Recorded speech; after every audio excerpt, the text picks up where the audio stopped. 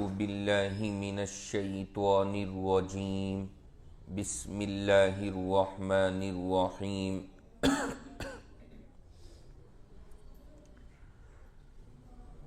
وَإِذَا طَلَّقْتُمُ النِّسَاءَ فَبَلَغْنَ أَجَلَهُنَّ فَلَا تَعْضُلُوهُنَّ أَن يَنكِحْنَ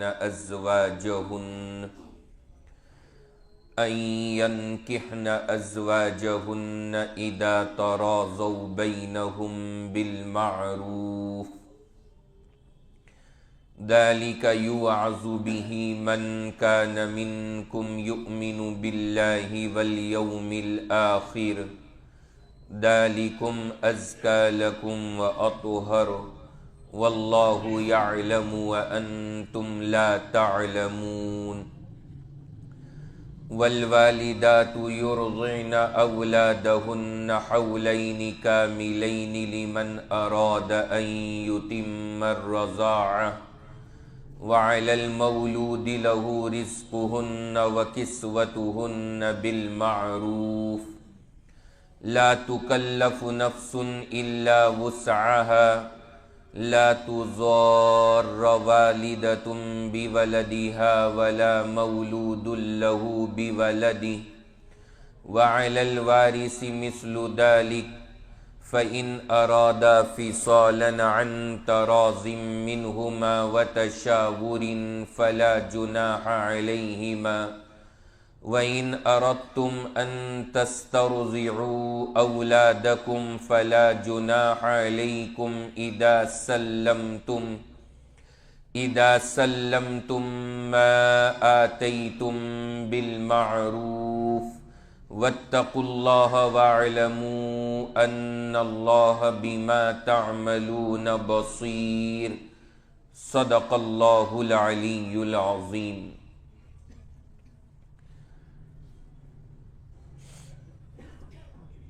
درس قرآن کا ہمارا الحمدللہ جو یہ سلسلہ جاری ہے،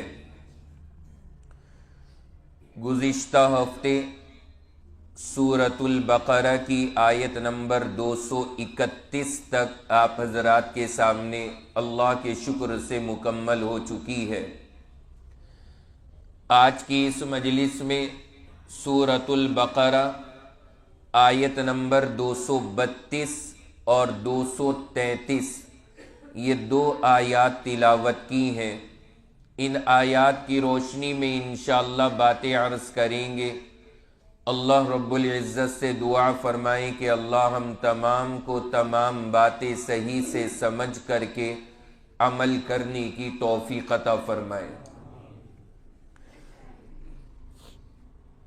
آج جو ہماری آیات ہیں، آیت نمبر 232 اور 33، اس میں 232 میں اللہ نے وہی مضمون بیان فرمایا ہے جو پہلے آیت نمبر 231 میں گزرا تھا، بالکل اسی کے قریب قریب کا مضمون اس میں بھی موجود ہے۔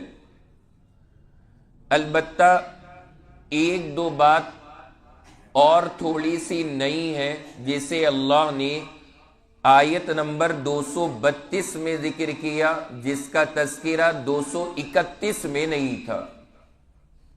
ایک آدھ بات ایسی بھی ہے، اس کا بھی میں انشاءاللہ آپ کے سامنے خلاصہ عرض کروں گا۔ اس وقت میں جہاں لوگوں کے بہت سارے مسئلے سامنے آتے رہتے ہیں،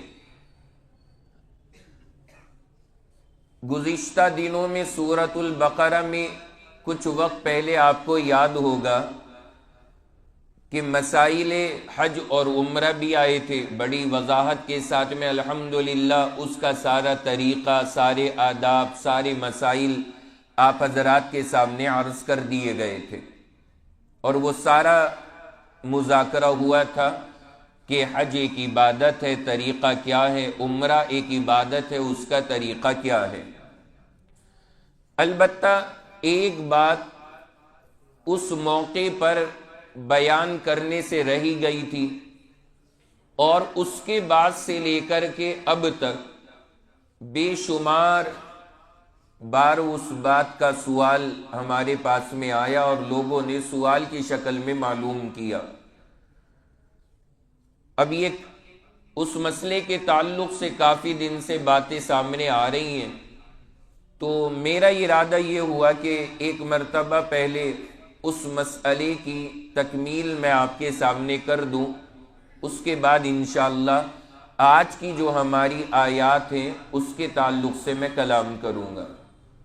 وہ مسئلہ ضروری بھی ہے، اہم بھی ہے، اور سبھی کی ضرورت کا ہے۔ جو بندہ بھی بطور خاص حرمین شریفین جاتا ہے، ہر بندے کی وہ ضرورت ہے، اس مسئلے کو بھی یاد رکھیں، چونکہ یہ اس مقام پر ذکر میں نہیں آیا اور لوگوں کے سوالات بہت کثرت کے ساتھ آئے، اور ایک دو لوگوں کے بارے میں جب معلومات حاصل کی میں نے پوچھا تو سمجھ میں آیا اس میں غلطی بھی بہت سارے حضرات کر جاتے ہیں۔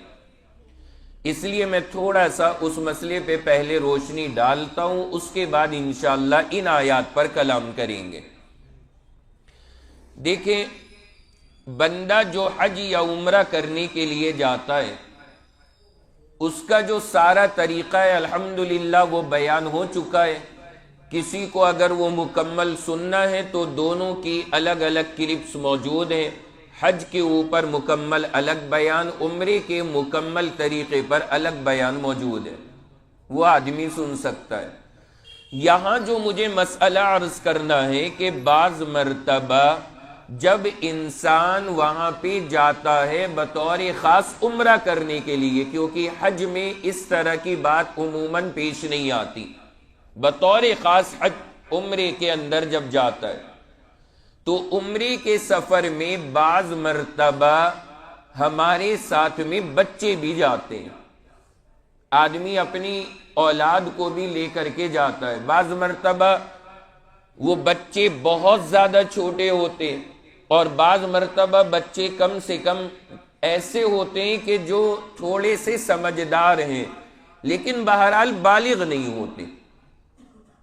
تو اگر کوئی ایسا بچہ کسی کے ساتھ مکۃ المکرمہ کا سفر کرے، جو بچہ ابھی بالغ نہیں ہے، اس کے لیے شریعت نے کیا احکام بیان کیے ہیں اس کو میں تھوڑا سا سمجھانا چاہتا ہوں۔ بڑا کیسے جائے گا، بڑے کا طریقہ کیا ہوگا، اس کے آداب کیا ہیں، اس کے اصول کیا ہیں، وہ سب ہم ذکر کیے ہوئے ہیں۔ لیکن نابالغ بچے کے لیے شریعت نے کیا تعلیمات دی ہیں وہ ابھی ذکر میں نہیں آیا، اس کا میں خلاصہ پہلے آپ کو سنانا چاہتا ہوں، تاکہ کبھی بھی وہاں کا سفر ہو، اور اللہ بار بار کرائے سب کا سفر وہاں کا، تو جب بھی بندے کا جانے کا موقع ہو اور بچے ساتھ میں ہو تو ان آداب کا لحاظ رکھنا ہم سب کو ضروری ہے۔ کیا بات ہے اس کو ذرا سمجھیے۔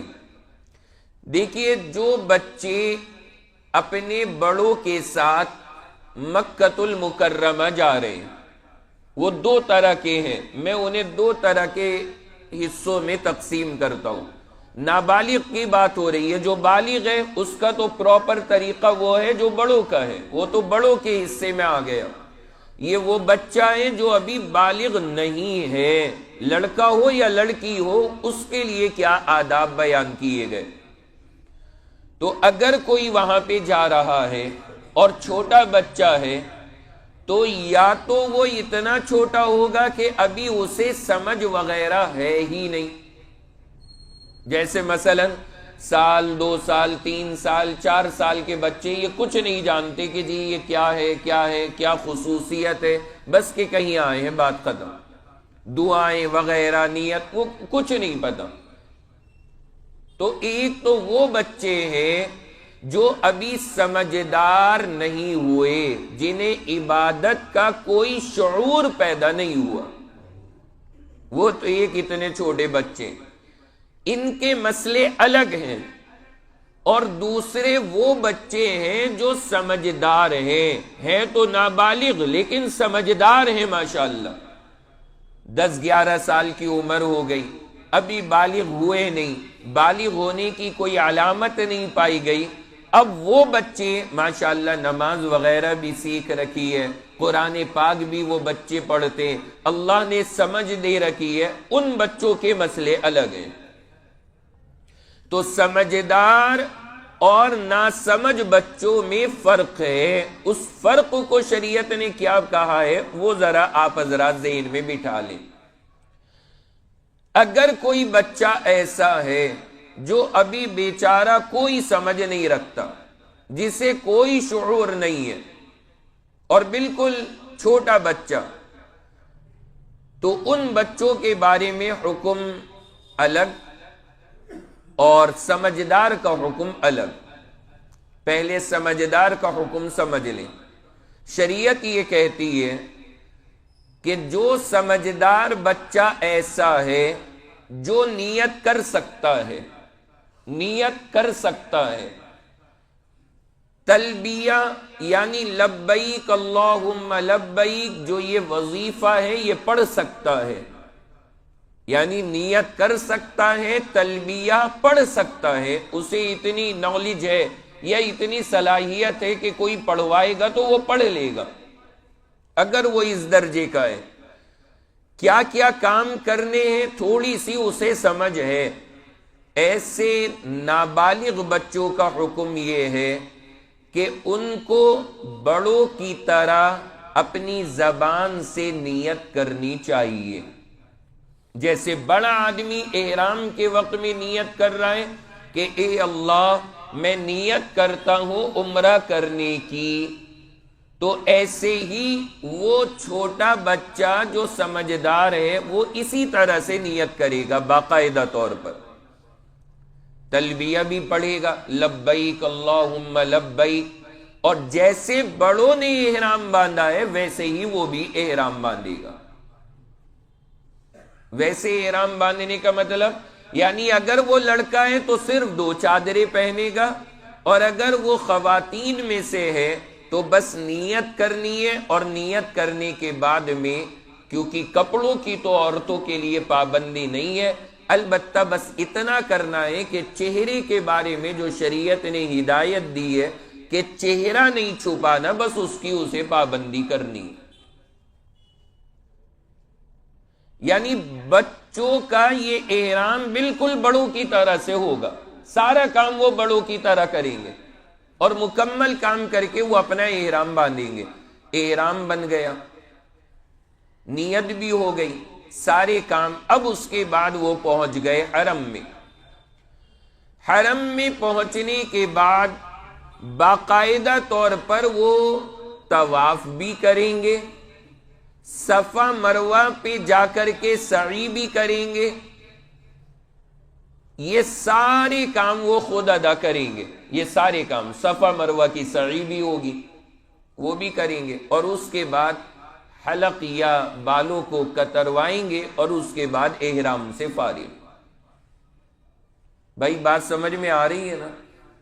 تو یہ معاملہ وہاں پر ہوگا۔ اگر کوئی ایسا بچہ ہے جو تھوڑا سا کیا ہے، بولو بھائی، سمجھدار ہے، تو اگر کبھی بھی کسی کے ساتھ وہاں پر عمرے کے سفر پہ کوئی بچہ جاتا ہے اور وہ بچہ ایسا ہے جو تھوڑا سا سمجھدار ہے، جو نیت کر سکتا ہے، اعمال کر سکتا ہے، تو پھر وہ بچہ باقاعدہ نیت بھی کرے گا، تلبیہ بھی پڑھے گا، احرام بھی باندھے گا، سارے کام وہ بڑوں کی طرح کر کے طواف بھی کرے گا، صفا مروہ کی سعی بھی کرے گا، اور اخیر میں حلق یا بالوں کو کٹوا کر کے اپنے احرام سے فارغ ہو جائے گا۔ یہ سارے کام وہ مکمل طور پہ کرے گا۔ اور جو طواف کے بعد 2 رکعتیں پڑھی جاتی ہیں، سب واقف ہوں گے، یہاں آپ نے سب نے بار بار سنا ہے، طواف کرنے کے بعد 2 رکعت پڑھنا جو ضروری ہے، وہ 2 رکعت بھی وہ خود ادا کرے گا، سارے کام وہ خود ادا کرے گا۔ تو باقاعدہ اس کی طرف سے یہ ساری چیزیں ہوں گی، اور اس طرح وہ اپنا عمرہ مکمل ادا کرے گا۔ یہ شریعت نے اتنے چھوٹے بچے کے لیے جو نابالغ ہے لیکن سمجھدار ہے اس کے لیے یہ طریقہ شریعت نے بیان فرمایا۔ خلاصہ کیا نکلا کہ اگر کوئی چھوٹا بچہ ہمارے ساتھ ہے، نابالغ ہے لیکن سمجھدار ہے، تو سیدھے الفاظ میں یہ کہیے کہ سب کچھ وہ ویسے کرے گا جیسے بڑے حضرات کرتے ہیں۔ آسان لفظوں میں یہ تعبیر ہے، سارے اعمال وہ ایسے ہی کرے گا جیسے بڑے حضرات کر رہے ہیں، سب عمل اس کے جاری ہے۔ ایک بار لیکن اگر وہ بچہ اتنا ناسمجھ ہے کہ اسے کچھ نہیں پتا، مثلا سال بھر کا بچہ ہوا اور ماں باپ اسے لے کر عمرے کے لیے چلے گئے، اس بچے کا کیا ہوگا؟ کیا اس کو بھی احرام پہنایا جائے گا؟ کیا کیا جائے گا اس کے ساتھ میں؟ اب ذرا اس کا معاملہ سنیں۔ جو بچے اتنے چھوٹے ہیں کہ نہ تو وہ نیت کر سکتے ہیں نہ تلبیہ پڑھ سکتے ہیں، ان کے بارے میں حکم یہ ہے کہ انہیں صاف ستھرا کر دیا جائے احرام جب باندھنے کا نمبر آئے۔ ماں باپ جب احرام باندھے اپنے بچوں کو بھی صاف ستھرا کر دیں، اور کرنے کے بعد ان کو بھی احرام کی 2 چادریں پہنا دیں۔ کیا پہنا دیں؟ احرام کی 2 چادریں پہنا دیں۔ چھوٹا بچہ ہے سال بھر کا بھی، لپیٹ دیجئے 2 چادریں اس کے اوپر بھی، ایک نیچے تہمد کی طرح اور دوسری چادر اوپر ڈال دی جائے اس کے اوپر، پہنا دیں۔ اب آپ حضرات تو یہ بات سن رہے ہیں، خواتین نے یہ سننے کے بعد میں سب سے پہلے دماغ میں آیا ہوگا کہ اس کے شوشو کا کیا ہوگا، وہ تو کبھی بھی دھار مار دے گا، تو ڈائپر بھی لگا دیں۔ بڑوں کے لیے مسئلے الگ ہیں، بہرحال یہ چھوٹے حضرت اگر عمرہ کر رہے ہیں تو اس کے ڈائپر لگا دیں، ڈائپر بھی لگائیں اور یہ چادریں بھی لپیٹ دیں، گنجائش ہے اس کی، چادریں لپیٹ دیں۔ لڑکی ہے تو کوئی مسئلہ ہی نہیں ہے، وہ تو اپنے صاف ستھرے اسے کپڑے پہنانے، چہرہ تو ویسے بھی چھوٹی بچی کا کھلا رہتا ہے، بات ہی کچھ نہیں۔ یہ سب کرنے کے بعد میں اس کا جو بڑا اس کے ساتھ ہے، مثلا والد وغیرہ، جو بھی بڑا اس کے ساتھ ہے، وہ اس بچے کی طرف سے نیت کرے اور اس بچے کی طرف سے تلبیہ بھی پڑھ لے۔ یعنی جیسے باپ ہے ساتھ میں، تو باپ کو چاہیے پہلے تو اپنی نیت کرے کہ یا اللہ میں نیت کرتا ہوں عمرے کی، اور لبیک اللہم لبیک اپنا ہو گیا۔ اس کے بعد یہ کہے کہ یا اللہ میں اس بچے کی طرف سے بھی نیت کرتا ہوں، اس کا نام لے کر کے اس کی بھی طرف سے میں نیت کرتا ہوں، اور پھر اس کی طرف سے بھی تلبیہ پڑھی لبیک اللہم لبیک، یہ بچے کی طرف سے باقاعدہ نیت بھی ہو گئی، تلبیہ بھی ہو گیا۔ اب جب یہ کام کوئی اس کا بڑا بچے کا کر لے گا، اب اس بچے کو کہا جائے گا یہ بھی حالت احرام میں آ گیا، یہ بچہ بھی کاہے میں آ گیا؟ حالت احرام میں، اس کا بھی احرام چالو ہو گیا، احرام شروع ہو گیا۔ اب جو بڑا ہے، سرپرست ہے، اسے چاہیے کہ وہ اپنے بچے کا خیال رکھے، اسے غلطیوں سے بچائے۔ یعنی جو چیزیں احرام میں کرنی منع ہے، بڑے کو چاہیے کہ وہ بچے کو ان چیزوں سے بچاتا رہے، کیونکہ یہ حضرت بھی احرام میں ہے، لہذا ان کی نگرانی کرے، حفاظت کرتا رہے۔ اس کے بعد نمبر آئے گا حرم کے اندر جانے کے بعد طواف کا، بچے کو گود میں لے اور بڑا طواف کر لے، بچے کا بھی طواف ہو جائے گا۔ اس کے بعد سعی کرنے کا نمبر آئے گا، تو سعی کرنے کے اندر سعی سے پہلے اپنی نیت کرے، سب سے پہلے تو اپنی نیت کرے، اور اس کے بعد بچے کی طرف سے بھی نیت کر لے کہ یا اللہ پہلے تو میں سعی کر رہا ہوں اور اسی سعی میں نیت کر لے بچے کی کہ میں بچے کی طرف سے بھی کر رہا ہوں کیونکہ وہ گود میں ہے. تو الگ سے طواف نہیں کرنا پڑے گا، الگ سے سعی نہیں کرنی پڑے گی، خالی آپ نے نیت کرنی ہے کہ یہ طواف میں اپنی طرف سے اور ساتھ میں بچے کی طرف سے بھی نیت کر لے کہ میں اس کی طرف سے بھی نیت کرتا ہوں، اور گود میں لے کے طواف، گود میں لے کے سعی کرا دے اور عمل فارغ کر دے. یہ ہو گیا معاملہ. تو اپنا بھی ادا اور اس کا بھی ادا، اور اخیر میں جا کر کے اپنا حلق ولق کرا کے اپنے بھی سر پہ چلوا دیا، بچے کے بھی چلوا دیا استورا، اور بہرحال احرام مکمل.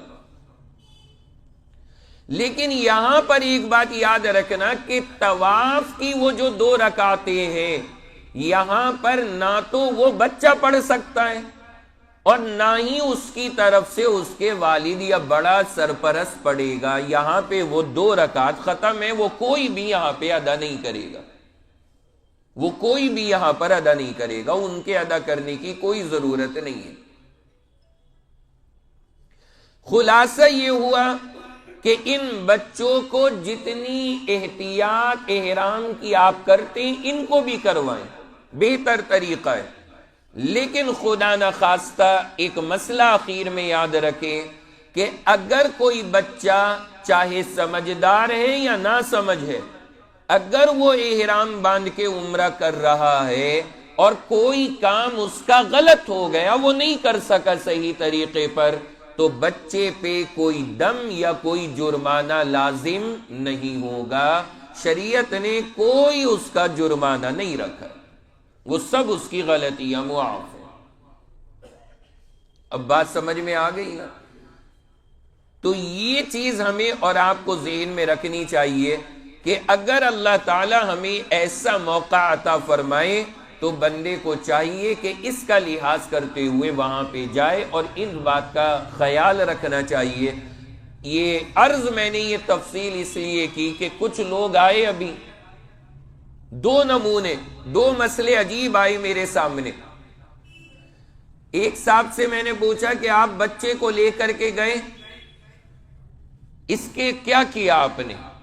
کہا کچھ نہیں ہے، تو ویسے ہی ٹہل رہا تھا، کچھ بھی نہیں، کہ یہ تو بالغ نہیں ہے، ویسے ہی گھومتا پھرا آرام سے، جہاں ہم گئے وہاں یہ ساتھ میں بس آ گئے کر کے. تو کرا کے آپ آ گئے تو جرمانہ تو دیکھیے کوئی نہیں ہے کیونکہ وہ نابالغ ہے.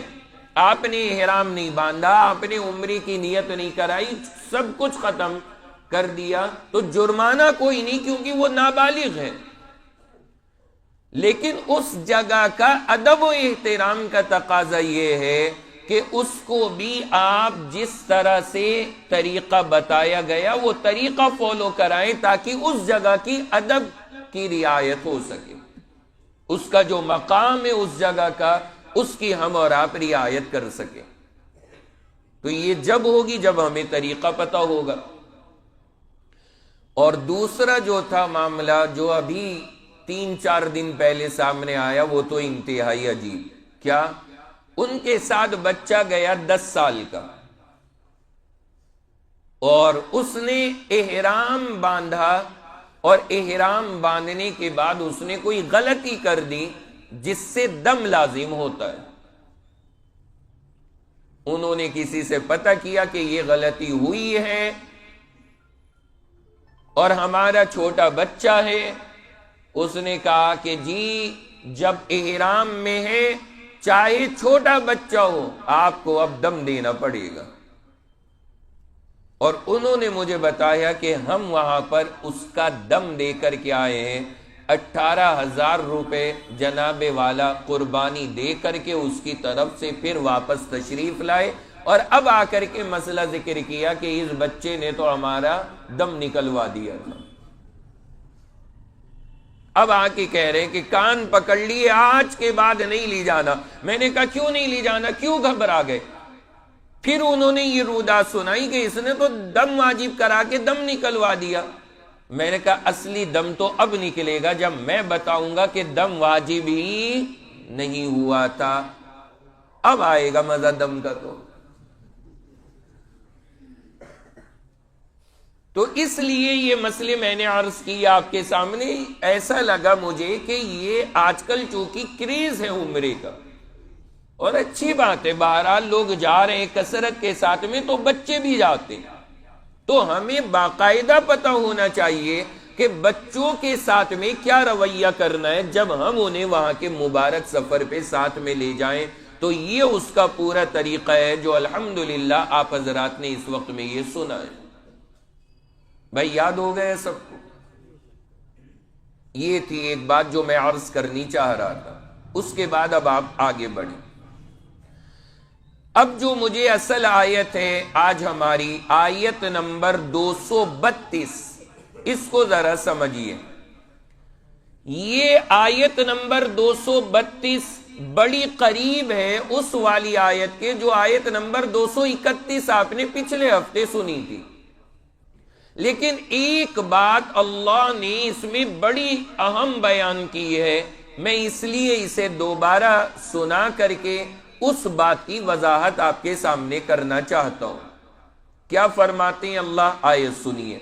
اللہ یہ ارشاد فرماتے ہیں وَإِذَا طَلَّقْتُمُ النِّسَاءَ فَبَلَغْنَ أَجَلَهُنَّ، جب تم نے طلاق دے دی عورتوں کو پھر ان کی عدت پوری ہو گئی، فَلَا تَعْزُلُوهُنَّ أَن يَنكِحْنَ أَزْوَاجَهُنَّ، ایک طلاق تھی یا 2 طلاق تھی، عدت پوری ہو گئی، اب اس کے بعد وہ عورت چاہتی ہے کہ نکاح کرے دوبارہ اپنے شوہر سے. تو اللہ تعالیٰ فرماتے ہیں اِذَا تَرَاضَوْا بَيْنَهُمْ، وہ دونوں راضی ہیں آپس میں نکاح کرنے کے لیے کہ ہم دوبارہ ساتھ میں رہیں گے، بالمعروف، دستور کے مطابق. یعنی اللہ کا بھی حکم کوئی نہیں ٹوٹ رہا، اور دنیاوی اعتبار سے بھی وہ دونوں خوش ہیں کہ ہم ساتھ میں زندگی گزاریں گے. تو اللہ تعالیٰ نے یہ ارشاد فرمایا فَلَا تَعْزُلُوهُنَّ، خبردار اب تمہیں بیچ میں ٹانگ اڑانے کا کوئی حق حاصل نہیں ہے. یہ اللہ نے یہاں پہ آرڈر دیا ہے اور خبردار کیا ہے کہ ایک عورت ہے جسے طلاق ہو گئی، اس نے اپنی عدت کر لی، طلاق 1 یا 2 ہوئی تھی، جس کے بعد اس کا نکاح اپنے شوہر سے ہو سکتا ہے، اور وہ دونوں اب دوبارہ نکاح کرنا بھی چاہتے ہیں. قرآن یہ کہتا ہے آپ کے لیے بیچ میں رکاوٹ بننا جائز نہیں ہے، آپ کو چاہیے کہ ان کا نکاح آسانی کے ساتھ میں کرا دیں، وہاں آپ بیچ میں رکاوٹ نہ بنے. یہ جو تعلیم دی ہے قرآن نے بڑی اہم ہے. طلاق شدہ عورتیں اپنا نکاح اگر اسی سے کرنا چاہ رہی ہیں، فرمایا رکاوٹ مت بننا، یا اگر وہ کہیں اور بھی کرنا چاہ رہی ہیں تو رکاوٹ بننے کی ضرورت نہیں ہے، چونکہ نکاح کا معاملہ ہے، نکاح میں ہمیں سپورٹ کرنی چاہیے، رکاوٹ نہیں بننا چاہیے. ان کا حق ہے، اللہ نے انہیں یہ حق دیا ہے، یہ اختیار دیا ہے، تو ہم کون ہوتے ہیں وہاں پہ رکاوٹ بننے والے؟ تو اللہ تبارک و تعالی نے اس چیز کو یہاں پہ ذکر کیا کہ بعض لوگ جو عورتوں کا دوبارہ نکاح کرنا اس میں ذلت سمجھتے تھے یا نہیں ہونے دیتے تھے، اللہ نے منع کیا کہ اگر وہ صحیح طریقے پر اپنا نکاح کر رہی ہیں تو تمہیں کس بات کی تکلیف ہے، آپ کو چاہیے کہ ان کا نکاح آسانی سے کرا دیں. چنانچہ سنن ابی داود میں 2087 نمبر کی ایک حدیث ہے. اللہ کے نبی علیہ السلام کے صحابی ہے حضرت معقل بن یسار. معقل، کیا نام بتایا؟ معقل. اب جو جملہ ہے میرا وہ آپ کو پتہ ہی ہوگا کہ میں یہی بات کہوں گا کہ یہ نام کسی کا نہیں ہوگا. یہ نہیں ہوگا۔ کتنے پیارے نام آتے ہیں، معقل، یہ صحابی ہیں۔ بہرحال اللہ کے نبی کے ایک صحابی ہیں، کیا واقعہ ان کے ساتھ پیش آیا؟ فرماتے ہیں کہ کانت لی اختن، کہتے ہیں میری ایک بہن تھی، معقل ابن یسار کی ایک بہن تھی، کہتے ہیں کہ اس کے پیغام آتے تھے رشتے کے، تو کہتے ہیں میرے چچا زاد بھائی کا پیغام آیا رشتے کا کہ وہ نکاح کرنا چاہتا ہے، چچا زاد بھائی۔ فرماتے ہیں فَأَنْكَحْتُهَا إِيَّاهُ، میں نے اپنی بہن کا نکاح اس سے کر دیا، اس کے رشتے کی وجہ سے رشتہ دیا، چچا زاد بھائی نے، انہوں نے نکاح کر دیا۔ ثُمَّ طَلَّقَهَا طَلَاقًا لَهُ رَجْعَةٌ، فرمایا کہ اس کے بعد اس چچا زاد بھائی نے اسے طلاق دے دی، اور کون سی طلاق دی؟ طلاق رجعی، یعنی ایک یا دو طلاقیں دے دی جس میں رجوع کا آپشن باقی رہتا ہے، وہ والی طلاق دے دی۔ ثم ترکها، اس کے بعد اسے چھوڑ دیا، حتی انقضت عدتها، اس کی عدت بھی پوری ہو گئی، یعنی عدت میں رجوع بھی نہیں کیا اور عدت ختم ہو گئی پوری کی پوری۔ اس کے بعد عدت ختم ہونے کے بعد فرماتے بعد میں اتانی یخطبوها، پھر آیا کہ جی میرا نکاح اس سے کر دو۔ عدت ختم ہونے کے بعد پھر آ کر کے درخواست کی کہ میرا نکاح اس سے فرما دیجیے، آ کر کے یہ درخواست تھی۔ تو معقل ابن یسار کے بارے میں آتا ہے فَقُلْتُ لَا، فرمایا میں نہیں کرنے والا، میں اس کا تیرے سے نکاح نہیں کروں گا، وَاللَّهِ لَا أُنْكِحُهَا أَبَدًا، فرمایا خدا کی قسم تیرا اس سے اب نکاح کبھی نہیں ہوگا۔ حضرت معقل ابن یسار نے یہ جملہ ارشاد فرما دیا، خود ارشاد فرماتے فَفِيَّ نَزَلَتْ هَذِهِ الْآيَةِ، معقل ابن یسار کہتے میرے بارے میں یہ آیت اللہ نے نازل فرمائی۔ یہ جو آیت آج ہم پڑھ رہے ہیں، حضرت معقل ابن یسار نے فرمایا کہ یہ آیت اللہ نے میرے بارے ہی میں نازل کی تھی، میں نے اپنی بہن کی طلاق ہوئی، عدت ختم ہو گئی، اس کے بعد اس کا شوہر اس سے نکاح کرنا چاہتا تھا لیکن میں نے منع کر دیا، اللہ نے یہ آیت اتاری کہ جب وہ دونوں راضی ہیں تو تمہیں اجازت نہیں ہے کہ تم نکاح میں رکاوٹ ڈالو، تمہیں چاہیے کہ ان کا نکاح کرا دیا کرو۔ لیکن اللہ نے ایک جملہ ساتھ میں کہہ دیا بالمعروف، کہ یہ کب ہے؟ نکاح کرا دو کہ جب وہ شریعت کے مطابق ہو، اور اگر شریعت کے مطابق نہ ہو تو پھر ظاہر سی بات ہے نہ تو ہمارے لیے ان کا نکاح کرانا درست ہے اور نہ ہی اس میں مدد کرنا صحیح ہے اگر شریعت کے خلاف ہو۔ یعنی اگر شرعی اعتبار سے ہو سکتا ہے دونوں کا نکاح اور کوئی اس میں مشکل نہیں ہے تو ہمیں چاہیے کہ کرا دیں، لیکن اگر شریعت کے اعتبار سے اس میں غلط ہے اور نہیں ہو سکتا ان دونوں کا نکاح، تب پھر ہمیں وہاں پہ نہ تو کرانا چاہیے نہ اس میں کوشش کرنی چاہیے، پھر وہ عمل ہمارے لیے صحیح نہیں ہے، بلکہ وہ کرے بھی تو روکنے کی کوشش کرنی چاہیے۔ یہ اللہ تبارک و تعالی نے یہاں پر اس آیت مبارکہ کے اندر حکم عطا فرمایا، اور ایک جملہ اور کہا، فرمایا اذا تراضوا، کہ جب وہ دونوں راضی ہو تو تمہیں رکاوٹ نہیں بننا چاہیے۔ علماء نے اس سے ایک بات لکھی ہے کہ جب لڑکا اور لڑکی عقل مند ہیں، بالغ ہیں، اور اس کے بعد وہ اپنا نکاح دونوں آپس میں کرنا چاہتے ہیں، قرآن پاک ہمیں یہ کہتا ہے کہ جب بھی آپ اپنے بالغ لڑکے کا یا لڑکی کا نکاح کریں اس کی رضامندی کے بغیر کبھی نہیں کرنا چاہیے، ہمیشہ ان کی رضامندی معلوم کریں۔ ہمارے معاشرے کے اندر اس وقت میں دونوں طرف سے غلطیاں ہیں، دونوں طرف سے غلطیاں ہیں۔ بعض حضرات تو کیا نظریہ رکھتے ہیں، اپنے بچوں کو کہتے ہیں، پوچھتے ہیں، بھائی ڈھونڈ لیا نہیں تو نے کوئی؟ کب ڈھونڈے گا، بڈھا ہوا جا رہا،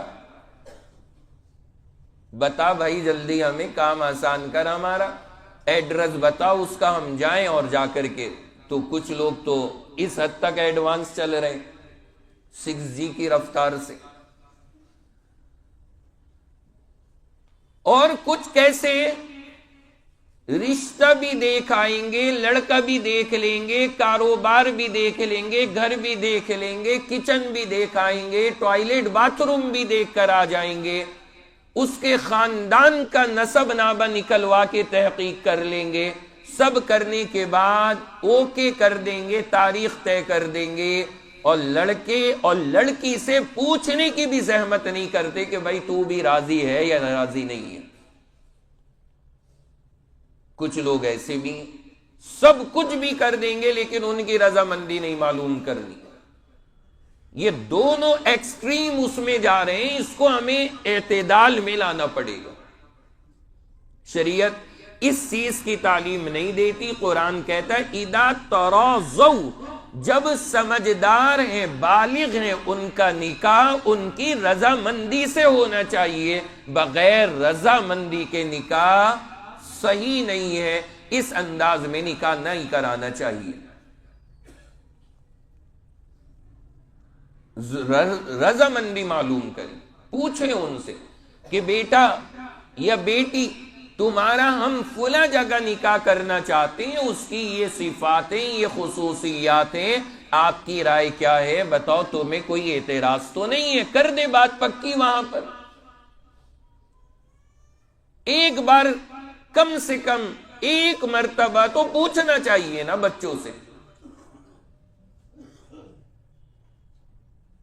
وہاں جناب والا سارا کام ہو جاتا ہے اور انہیں پوچھنے کی زحمت بھی نہیں کی جاتی کہ ایک مرتبہ معلوم کریں۔ جناب والا یہ ہمارے بچوں کی ابھی شرافت ہے،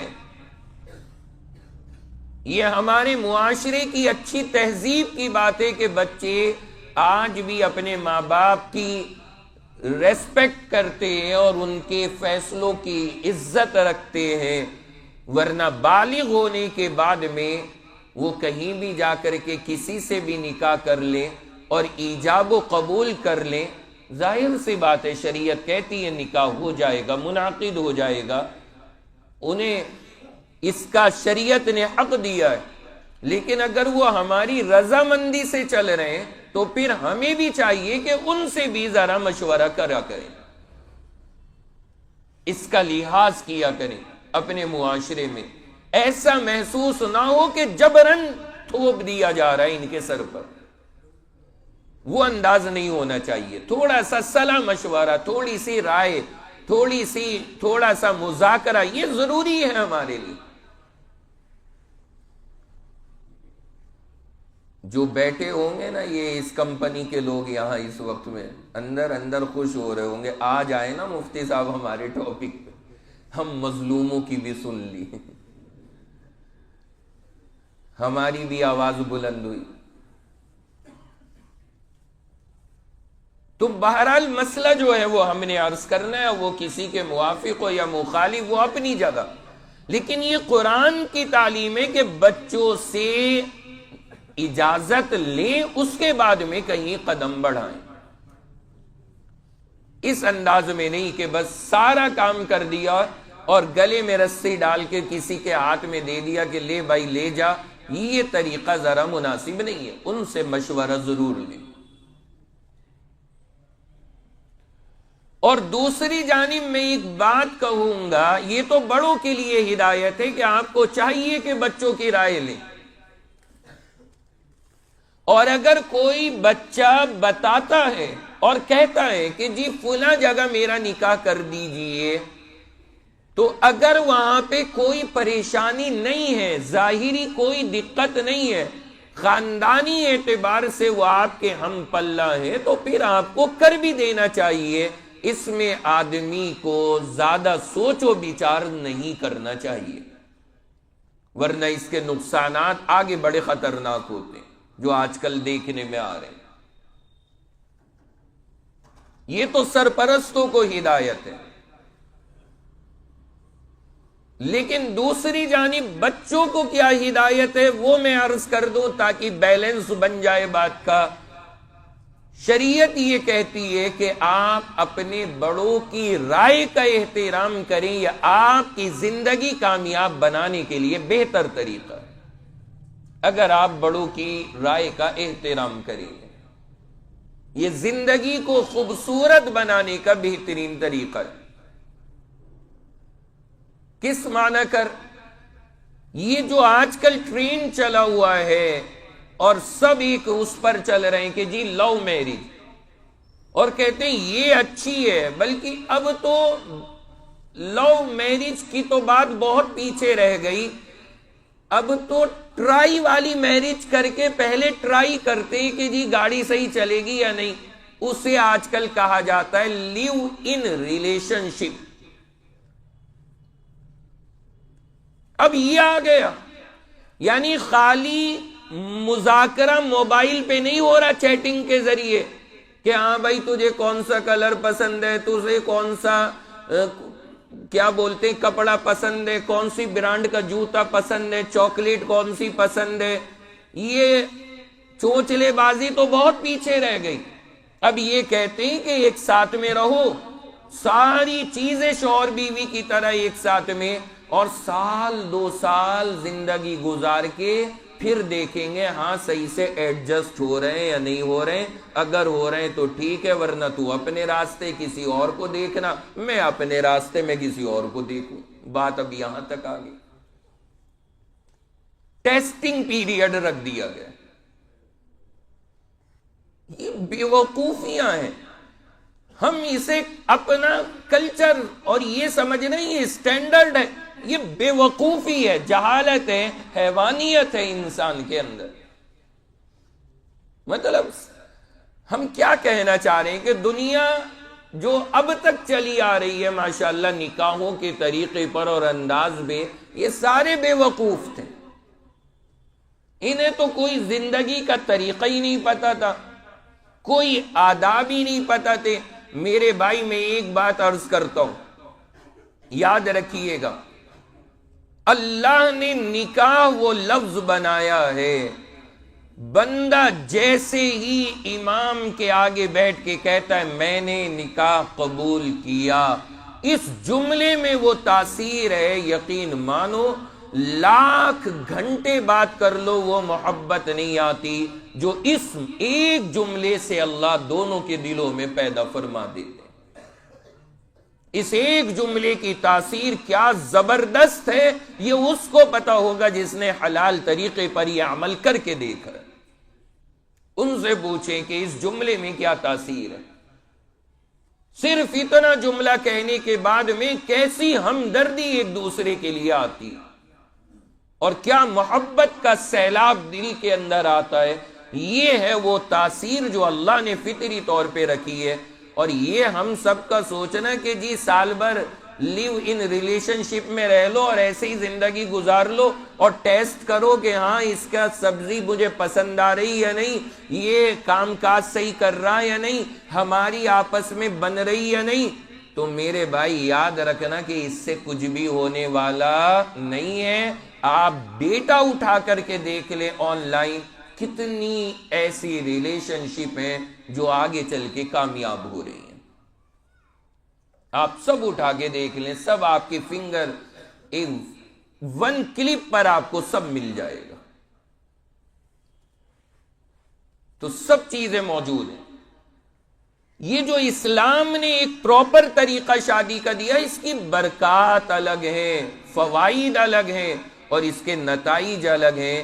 ہمیں اور آپ کو اس کی قدر کرنی چاہیے کہ اللہ نے اتنا پیارا طریقہ ہمیں عطا فرما رکھا۔ ہاں، اپنے ماں باپ سے بتائیے کہ جی مجھے اس کوالٹی کی چاہیے، آپ ان کے سامنے رکھو، وہ بیچارے جا کر کے دیکھیں، بھائی اس بہانے ذرا 8-10 جگہ انہیں بڑھیا بڑھیا ناشتے کا بھی تو موقع ملے گا، ذرا ڈھونڈنے دو نا، ذرا جانے دو، انہیں بھی عزت بنانے کا چانس ملتا ہے نا۔ بھئی یہ بیچ کا کھول دیں، ہمارے سب باہر والے الگ ہو جاتے ہیں، پورا کھول دو اسے۔ تو قرآن پاک نے بے شک نہ کہا ہے کہ رضامندی ہونی چاہیے بچوں کی، لیکن بچوں کو بھی چاہیے یہ سوچنا کہ بڑوں کی بھی رضامندی شامل ہو تو اللہ نے چاہا اس میں خیر و برکت زیادہ ہوگی، اس میں نفع زیادہ ہوگا اور اس میں برکات زیادہ ہوں گی اگر ہم اور آپ ان باتوں کا لحاظ کریں گے۔ ورنہ کچھ وقت کے لیے ہمارے یہ سارے معاملات چلتے ہیں، اگر صرف ہم اور آپ اپنے دم پر یہ ساری چیزیں کریں گے اور اس کے بعد میں نکاح کر کے لے کر کے آتے ہیں تو کچھ وقت کے بعد میں جو کنڈیشن ہمارے گھروں کی بنتی ہے وہ رات دن ہم سن سن کے تھک چکے، جو لوگ آ کر کے رودات سناتے ہیں۔ کتنی طلاقیں ہو رہی ہیں آپ سوچ نہیں سکتے، اور اب میں نے یہ باقاعدہ پوچھنا شروع کیا۔ اب جب آتے ہیں طلاق والے اور بیٹھتے ہیں کہ جی طلاق ہو گئی اور یہ اور وہ سارا میٹر چلتا ہے، میں پوچھتا ہوں شادی کس نے کی تھی آپ کی؟ کس نے شادی کی تھی؟ کثرت کے ساتھ میں پھر وہ مسکرا کے شرما کے منہ نیچا کر کے جواب دیتے ہیں کہ جی لو میرج تھی، لو میرج تھی۔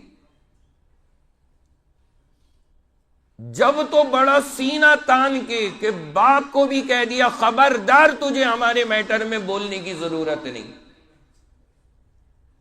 اور لے کر کے بھاگ گئے اسے، اور تھوڑے دن ادھر ادھر مارے بٹارے پھرے، اس کے بعد گھر آ کر کے پڑے اور جھگڑے ہوئے۔ اب انہی ماں باپ کو لے کر کے دارالافتاء کے اندر آ رہے ہیں کہ جی خدا کے لیے مسئلہ حل کرا دو، اس سے پیچھا چھڑوا دو کسی طرح۔ اب معاملات پھر وہاں پہنچتے۔ اس لیے میرا کہنے کا مقصد ہے، قرآن نے کہا اذا تراضوا بینہم بالمعروف، کہ جب وہ دونوں راضی ہیں آپ نکاح کرا دو۔ لیکن میں کہنا یہ چاہتا ہوں کہ بچوں کو بھی چاہیے، چھوٹوں کو بھی چاہیے کہ اپنے بڑوں کی رضامندی بھی دیکھیں تاکہ اس کی برکات ان کی زندگی کے اندر پیدا ہو۔ اس کا بھی ہمیں اور آپ کو لحاظ کرنا چاہیے۔ یہ ہدایت دینے کے بعد اللہ یہ ارشاد فرماتے ہیں ذالک یوعظ بہ من کان، اللہ یہ ارشاد فرما رہے ہیں کہ یہ نصیحت کی جا رہی ہے قرآن کے ذریعے کس کو؟ من کان منکم یؤمن باللہ والیوم الآخر، تم میں جو بندہ اللہ پہ اور قیامت پر ایمان رکھتا ہے اس کو نصیحت کی جا رہی ہے۔ اگر اللہ پر قیامت پر ایمان ہے تو اللہ فرما رہے پھر یہ نصیحت تمہارے لیے ہے،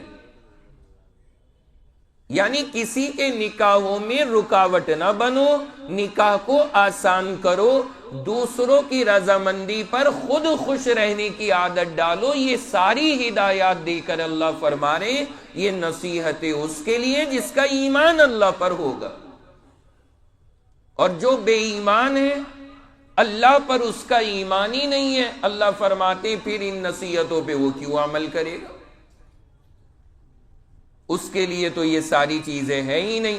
اس لیے ہمیں اور آپ کو سوچنا چاہیے۔ اور آگے فرمایا ذالکم ازکا لکم واطہر، فرمایا یہ طریقہ تمہارے لیے پاکیزگی کا ہے اور پاک دامنی کا ہے، اگر تم اس طریقے پر چلو گے معاشرہ پاک رہے گا۔ کیا مطلب؟ یہی مطلب ہے کہ جب کوئی بندہ بندی نکاح کرنا چاہ رہے ہیں اور آسانی ہے، سارے معاملات ہیں، تو آپ کو چاہیے کہ نکاح کر لیں۔ اس سے پاکیزگی پیدا ہوگی ماحول میں۔ اور کیا مطلب پاکیزگی کا؟ پاکیزگی کا مطلب یہ ہے کہ زنا ختم ہوگا ہمارے معاشرے سے۔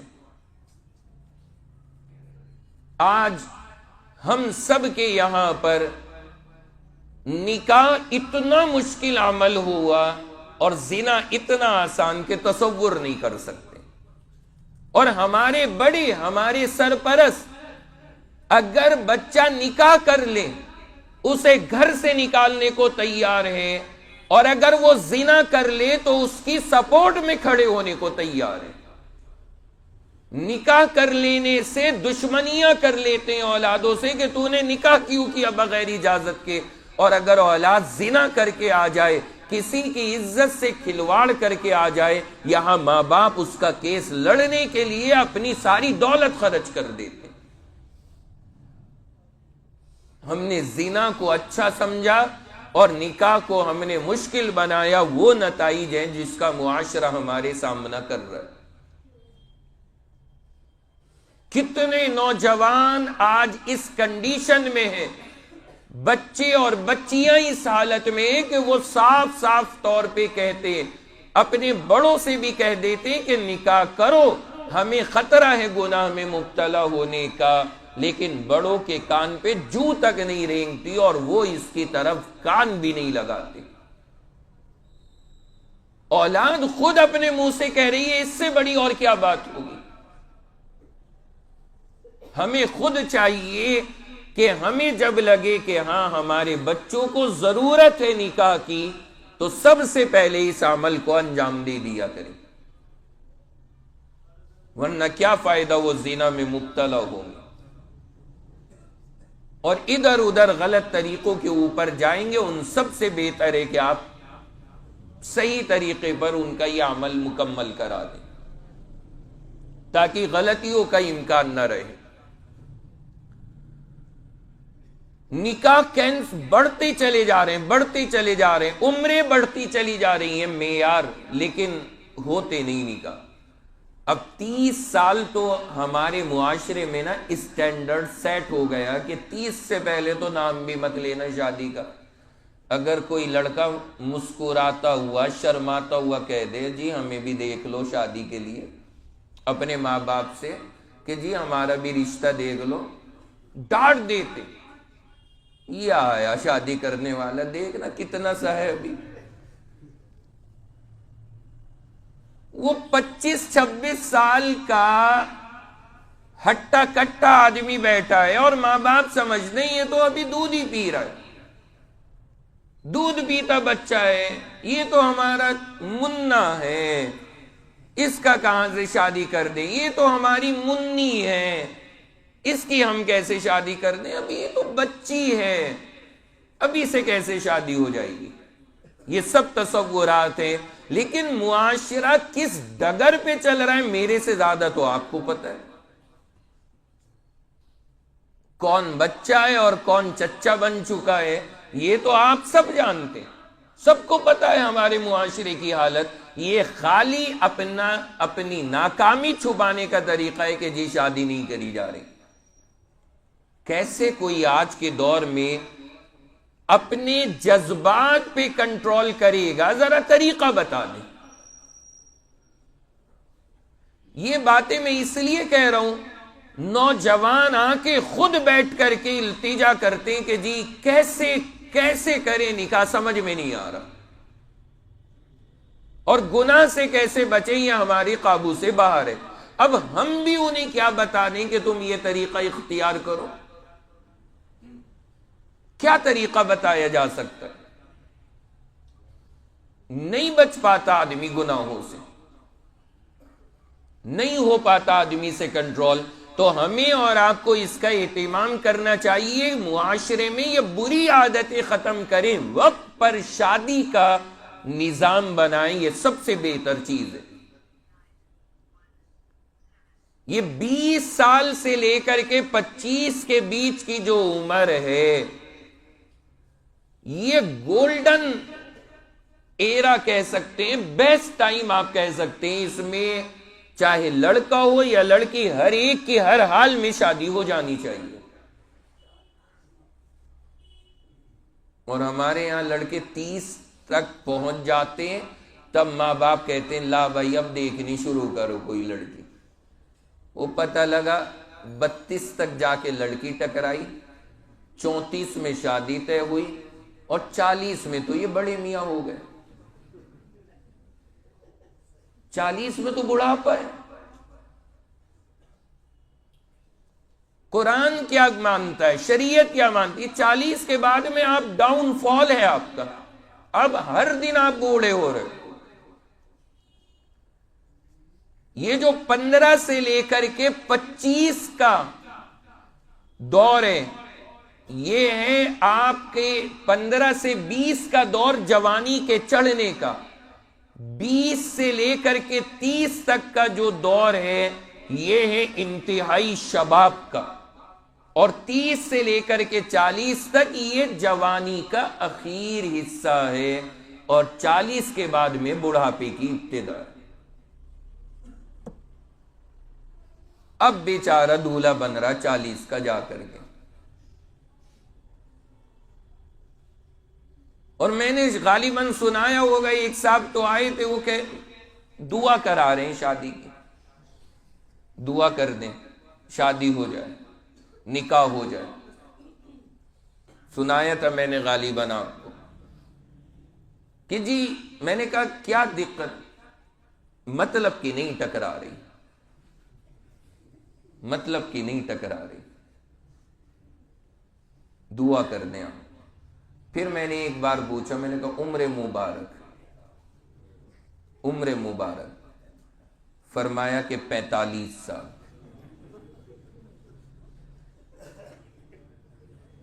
میں نے کہا پھر تو آپ حور کا انتظام فرما۔ اب یہاں کون لائق رہا تمہارے؟ اب تو تسبیح پڑھو ان اللہ مع الصابرین، اور حوروں کے خیال دیکھو، بس اب یہاں کی تو چھٹی۔ اب کیا کرنا ہے؟ 45 پہ جا کے یہ جملہ کہ جی مطلب کی نہیں ٹکرا رہی۔ او بھائی کب ٹکرائے گی مطلب کی؟ اب تو یہ کیفیت ہے۔ میں نے کہا بھائی اس ٹائم تو بے مطلب بھی کوئی ٹکرا جائے نا تو اس سے نکاح پڑھوا لے بھائی، اس ٹائم میں تو مطلب کی ڈھونڈ رہے ہیں۔ تو بتائیے کیا ہوگا ہمارے معاشرے کا؟ قرآن پاک اسے کہتا ہے ذالکم ازکا لکم واطہر، پاکیزگی کا ذریعہ ہے نکاح۔ اور سارا سسٹم یہ بنا وجہ ہمارے سوچنے کی باتیں کہ جی تاخیر کر کے کریں گے، تاخیر ایسا کچھ نہیں ہے۔ صحیح وقتوں کے اوپر شادیاں ہو جائیں تو اس کے برکات آپ دیکھیے گا۔ جس جنریشن کے ہم اور آپ ہیں، جو 30 سے 35 کے بیچ کے نوجوان ہیں، جو آج ماشاءاللہ خود صاحب اولاد سب بنے ہوئے ہیں، آپ کیوں اس وقت میں ماشاءاللہ اس کیفیت میں ہیں؟ آپ غور کرنا، آپ کے ماں باپ بھی ماشاءاللہ سب بچوں کی شادیاں کر کے فارغ بیٹھے ہوئے ہیں۔ کیوں اتنی کامیاب ان کی زندگی ہے؟ وجہ یہ ہے وقت پر ان کے نکاح ہوئے، وقت پر اولادیں ہوئیں، انہوں نے اپنی اولادوں کی بھی پرورش کر دی اور فارغ ہو گئے۔ یہ وقت کے اوپر ہونے کا نتیجہ تھا۔ 45 سال کے اوپر نکاح ہوں گے، اولاد ہوتے ہوتے 50 سال کے ہو جائیں گے، پتہ لگا اولاد ابھی جوان بھی نہیں ہوئی، ادھر سے اسرائیل علیہ السلام تشریف لے آئے کہ چلو جی جناب والا بہت ہو گیا، اور روانہ۔ نہیں، یہ میں حقیقت بتا رہا ہوں۔ ہم اور آپ اپنی اس میں دیکھیں ماشاءاللہ 8 10 بچے جن کے ماں باپ کے تھے، وہ سب بچوں کی شادیاں کر کر کے فارغ ہو گئے، عافیت کے ساتھ میں کر دی۔ ماں باپ صحت مند نے اپنے سامنے ماشاءاللہ 10 کے نکاحوں سے فارغ ہو گئے۔ کتنے نمونے ہیں ہمارے معاشرے میں ایسے۔ وجہ کیا ہے؟ وقت پر ان کے نکاح ہوئے، وقت پر اولادیں ہوئی، اور وقت کے اوپر انہوں نے اپنی اولادوں کے نکاح کیے، اللہ نے وقت پر سب کو فارغ کر دیا۔ ہمارے یہاں ایک تو ابھی نکاح ہی تاخیر سے، اس کے بعد بچہ، اس میں بھی ایک سلسلہ چل رہا ہے۔ کیا؟ کسی سے پوچھو، ہاں بھائی 2 سال ہو گئے، لڈو وڈو نہیں آئے، ابھی ہم نے بیبی پلان نہیں کیا ہے۔ اوفو، سبحان اللہ، آپ کے پلان پہ بندہ نہ قربان ہو جائے۔ کیا غضب پلان بنا رہے، 2 سال سے پلان ہی نہیں بنا، کر کیا رہے تھے؟ اب یہ جملہ چل رہا ہے آج کل، آپ نے سنا ہوگا کہ ابھی ہم نے بیبی پلان نہیں کیا ہے، تو کر کیا رہے تم؟ 2 سال ہو گئے تمہیں۔ ہاں چلو، اللہ اگر نہیں دے رہے وہ ایک بات الگ ہے، اگر من جانب اللہ تاخیر ہے کوئی مسئلہ نہیں ہے، پھر تو ساری زندگی بھی اگر نہیں ہے کوئی حرج کی بات نہیں، وہ کوئی قابل اعتراض چیز نہیں ہے۔ لیکن اللہ دینا چاہ رہے اور تمہارے لیے اسباب بنا رکھے، لیکن تم پلان ہی نہیں بنا رہے، تمہارا پلان بننے کو تیار نہیں۔ اور جب پلان بناؤ گے تب اگر اللہ کا پلان نہ ہوا، پھر بھاگے پھرو گے ڈاکٹروں کے پاس میں، پھر دیکھنا کیا حال ہو کر کے رکھا جاتا ہے۔ ایسے بھی واقعات ہیں، جب اللہ نے چاہا تم نے وہاں پہ رکاوٹیں کھڑی کی، اور جب تم چاہو گے پھر اللہ کہے گا کہ اب میں نے نہیں دینا۔ اور یاد رکھو، تمہارے تو پلان بن سکتے ہیں، ختم ہو سکتے ہیں، لیکن رب کے پلان نہیں ہوتے، رب کے فیصلے ہوتے ہیں، وہ نہیں تبدیل ہوتے۔ تو یہ ہر چیز میں ہم نے نہ جانے کون سا کلچر اپنایا، کس جانب ہمارا سارا معاشرہ ان چیزوں میں چلا گیا۔ اللہ تعالیٰ کتنی محبتوں سے سمجھاتے ہیں، کتنے پیار سے بتاتے ہیں، کتنی کھل کر کے باتیں کہتے ہیں۔ آپ سن رہے ہیں، یہ سب آیات میرے رب کی ہیں۔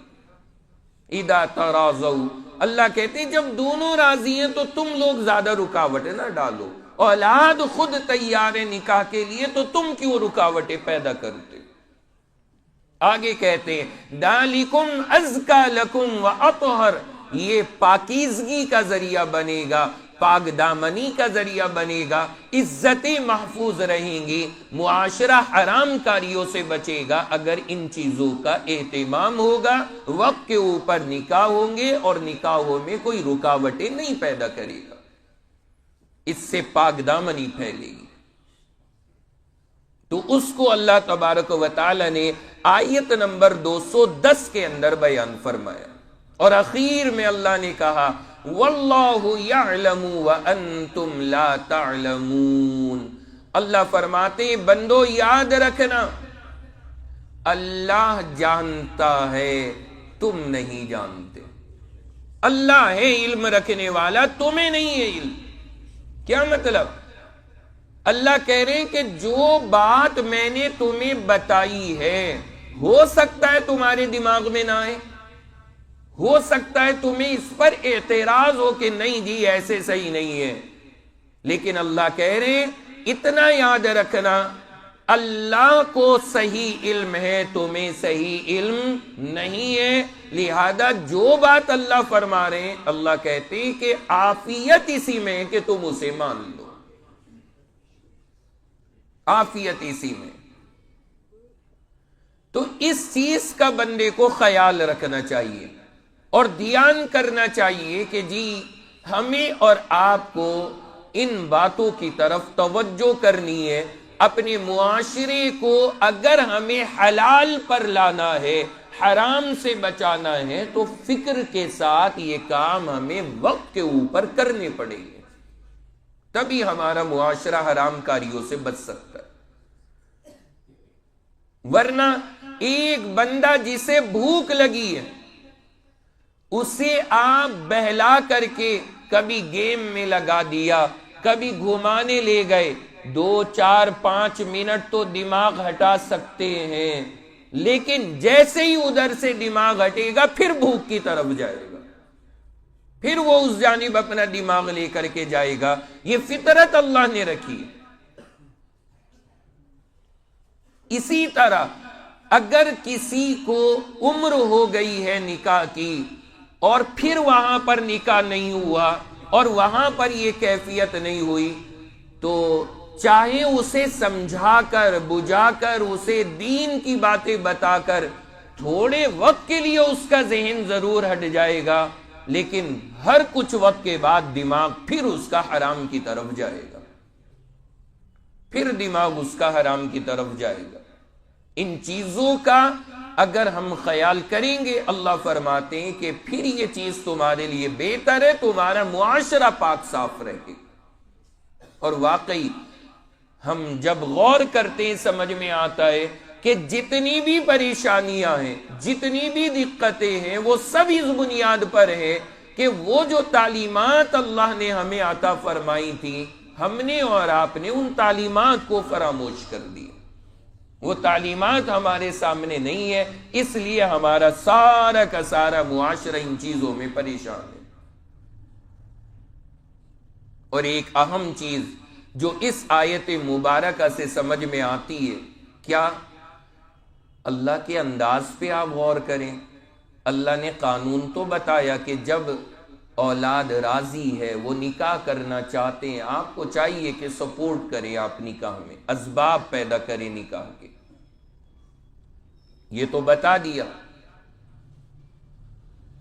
اور ساری ہدایات دے دی، لیکن اخیر میں اللہ نے ہدایات کے اوپر اخیر کی مہر کیسے لگائی، آپ اس کا انداز دیکھیے۔ یہ ہے اللہ کا شاہی کلام، کتنا پیارا انداز ہے۔ سب سے پہلے اللہ نے سارے مسئلے بتانے کے بعد پہلا جملہ کہا کہ یہ نصیحتیں اس کے لیے ہیں جو آخرت پہ ایمان رکھتا ہے۔ پہلے تو آخرت کا خوف دلایا کہ دیکھو اگر تم ان نصیحتوں پہ نہیں چلو گے تو گویا کہ تمہارا اللہ پر اور آخرت پر ایمان نہیں ہے۔ آخرت کا ڈر پہلے وہ دکھایا۔ کیا خالی ڈرا کے چھوڑ دیا جائے؟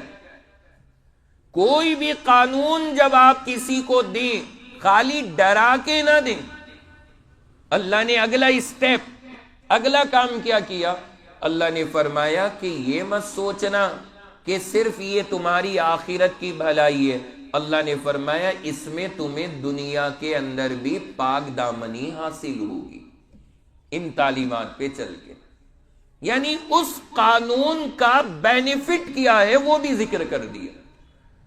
آخرت کا ڈر سب سے پہلے، کیونکہ یہ بنیاد ہے غلط کاموں سے رکنے کی، اور اس کے ساتھ ساتھ میں آپ کا دنیاوی فائدہ بھی ہے۔ یعنی ایسا نہیں ہے کہ اللہ تعالیٰ آپ کو اس کام سے روک رہے ہیں صرف آخرت کی کامیابی، اللہ نے فرمایا نہیں، دنیا کی بھی کامیابی تمہیں اس میں ملے گی۔ کیا پیارا انداز ہے۔ آخرت کا ڈر بھی دکھایا اور آپ کو بینیفٹ بھی بتایا کہ یہ فائدہ ہے آپ کا اس میں اگر ان تعلیمات پہ چلو گے۔ اور اخیر میں پھر اللہ تعالیٰ نے یہ دونوں کام کر کے، آخرت کا ڈر اور آپ کا فائدہ یہ بتا کے، تیسری چیز یہ کہ جو اللہ تمہیں یہ قانون دے رہا ہے وہ اللہ کون ہے اس کو بھی تو ذرا دیکھو، وہ کیسی ذات ہے۔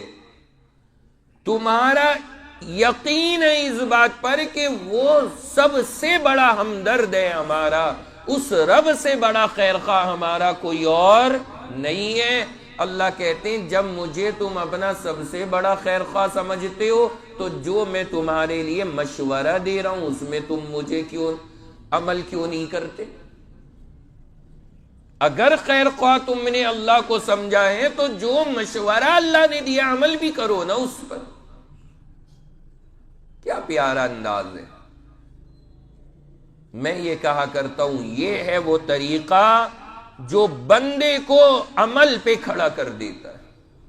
دنیاوی حکومتیں قانون بناتی ہیں کہ جناب والا اگر آپ نے یہ کام کیا اتنے روپے کا جرمانہ، اتنے روپے کا جرمانہ، اور اپنا روب دکھاتے کہ دیکھو ڈرو ہم سے، ہم تمہارا چالان کاٹ دیں گے، ڈرو ہم سے، تو بندہ ڈر جاتا ہے۔ لیکن کب تک؟ جب تک کوئی ڈرانے والا موجود ہو، جبھی تک تو ڈرتا ہے، ورنہ اگر کوئی ڈرانے والا موجود نہیں ہے، ریڈ لائٹ کے اوپر جہاں 2-4 جگہ بیچاری غریب چل رہی ہیں شہر میں، وہاں بھی اب بھی ہمارے لوگ دیکھتے ہیں کہ کوئی کھڑا تو نہیں ہے یہاں پہ، اگر نہیں کھڑا، یہاں لوگ اوپر نہیں دیکھتے، یوں دائیں بائیں دیکھتے ہیں، اوپر تو لال ہو ہری ہو ہماری بلا سے کچھ بھی ہو، وہ دائیں بائیں دیکھتے ہیں، کوئی کھڑا تو نہیں ہے پکڑنے والا، نہیں کھڑا ہے تو اوپر دیکھے بنا دائیں دنی سے نکل جاؤ، کوئی فرق ہی نہیں پڑتا۔ کیوں؟ اس لیے کہ حکومتیں جو قانون بناتی ہیں وہ قانون بنایا، اپنا روپ بٹھایا اور بات ختم، بات ختم۔ تو جب تک وہ روپ ڈالنے والا کوئی ہوگا آدمی اس کو فالو کرے گا، نہیں ہے تو بات ختم۔ اللہ کا نظام، اللہ کا تو جو طریقہ یہ الگ ہے۔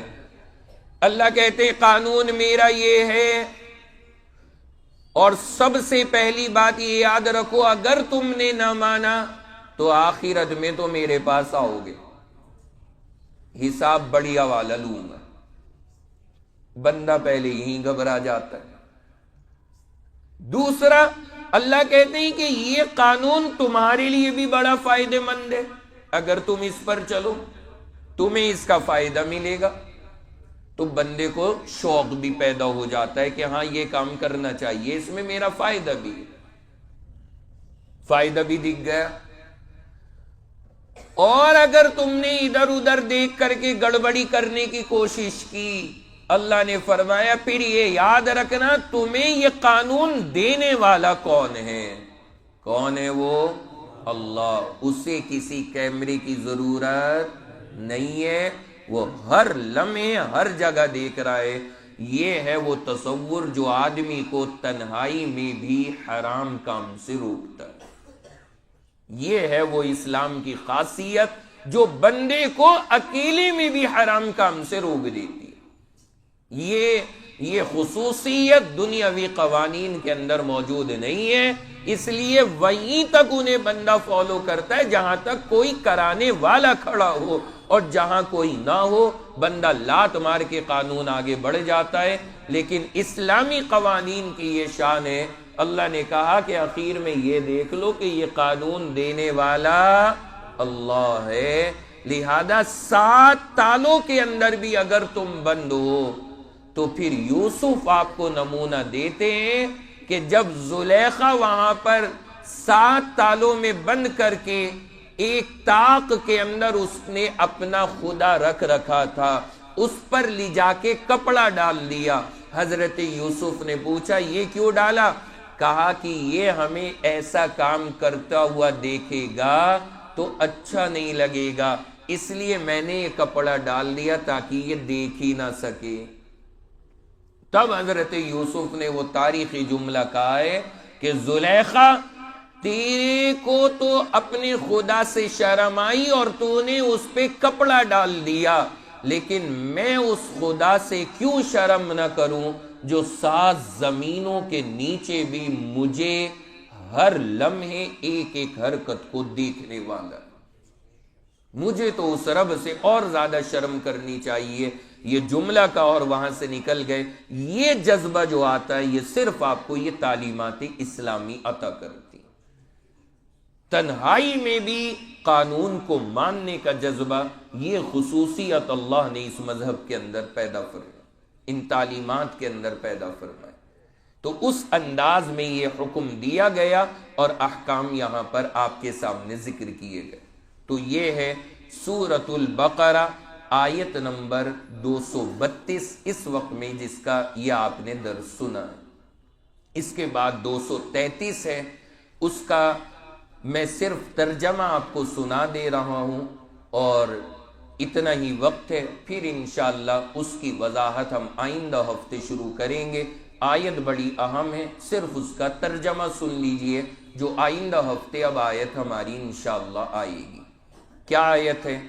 اللہ فرماتے ہیں والوالدات یرضعن اولادہن حولین کاملین، فرمایا اور مائیں دودھ پلائیں اپنی اولادوں کو مکمل 2 سال۔ یہاں پہ اب دودھ پلانے کے مسئلے شروع ہوں گے آیت 233 میں، یہ آج آ جاتی لیکن اس آیت کے تعلق سے یہ وضاحتیں تھیں، معاشرے کی کچھ ضروری چیزیں تھیں، اس وجہ سے یہ آیت آج رہ گئی، انشاءاللہ وضاحت اگلے ہفتے کروں گا۔ تو اللہ فرما رہے ہیں کہ مائیں دودھ پلائیں اپنی اولادوں کو کتنا؟ 2 سال مکمل۔ آپ کہیں گے کہ جی ہو آپ تو بتاتے ہو 2.5 سال اور یہاں تو آ گیا کتنا؟ 2 سال۔ آپ گھبرائیں نہ، پریشان نہ ہو، بس 1 ہفتے انتظار کریں، انشاءاللہ اس کا بھی مطلب عرض کریں گے کہ پھر یہ 2 سے 2.5 کس معنی کریں، اس کی بھی وضاحت آئے گی۔ لمن اراد ان یتم الرضاعہ، اللہ فرماتے ہیں اس شخص کے لیے جو ارادہ کرے کہ دودھ پلانے کی مدت کو پورا کرے گا تو وہ 2 سال دودھ پلوائے۔ وعلی المولود لہ رزقہن وکسوتہن بالمعروف، اور ان بچوں کے باپ کے ذمے ان عورتوں کی روزی ہے، ان کے کپڑے کا خرچ ہے، دستور اور شریعت کے مطابق۔ جو عورتیں ان بچوں کو دودھ پلا رہی ہیں تو ماں کے لیے کیا ہے؟ اگر ماں کے علاوہ کوئی اور پلا رہی ہے اس کے لیے کیا حق بنتا ہے؟ روزی کا، کپڑے کا، اس کی سب تفصیل ہم انشاءاللہ عرض کریں گے۔ لا تکلف نفس الا وسعها، اللہ فرماتے ہیں کسی بھی انسان کو اللہ اتنا کام نہیں دیتا جو اس سے نہ ہو سکے۔ یہ اللہ مضمون بیان فرما رہے ہیں، اللہ نے کسی کو وہ کام نہیں دیا جو اس کے بس سے باہر ہو۔ لا تضار والدۃ بولدها ولا مولود له بولدہ، نہ ستایا جائے کسی ماں کو اس کے اولاد کی وجہ سے اور نہ باپ کو اس کی اولاد کی وجہ سے، کسی کو نہ ستایا جائے۔ کیا کیا مطلب ہے؟ یعنی ماں کو کس طرح ستانا، باپ کو اولاد کی وجہ سے کس طرح سے ستانا۔ اللہ کا کلام تو مین بات پہ بات کرتا ہے، اس کی وضاحت ہم مثالوں سے انشاءاللہ کریں گے۔ وعلی الوارث مثل ذلک، اللہ فرماتے ہیں اگر باپ نہ ہو تو جو اس لڑکے کا وارث ہے وہ اس لڑکے کا اسی طرح خیال رکھے گا۔ فَإِنْ أَرَادَ فِصَالًا عَنْ تَرَاضٍ مِّنْهُمَا، اگر ماں باپ ارادہ کریں دودھ چھڑانے کا دونوں کے مشورے سے، فَلَا جُنَاحَ عَلَيْهِمَا، تو کوئی حرج کی بات نہیں ہے۔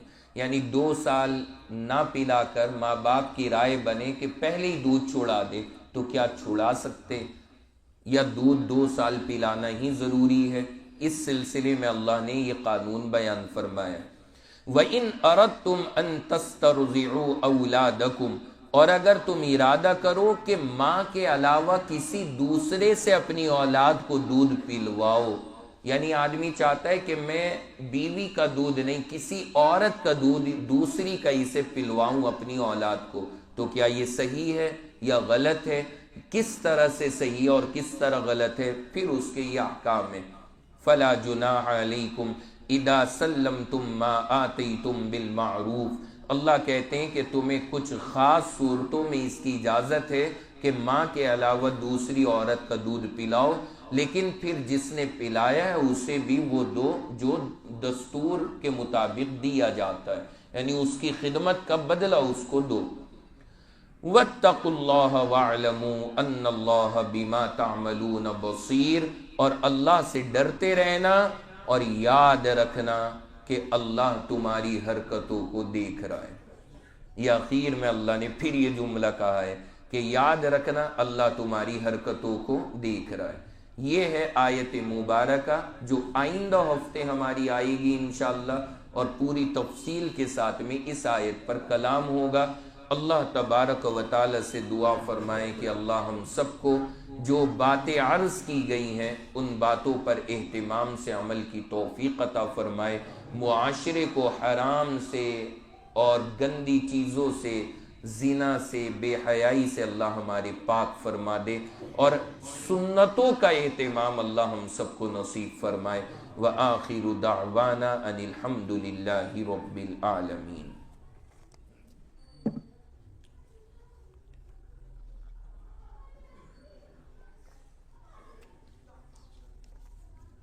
کہہ رہے ہیں طلاق مغلظہ کسے کہتے ہیں؟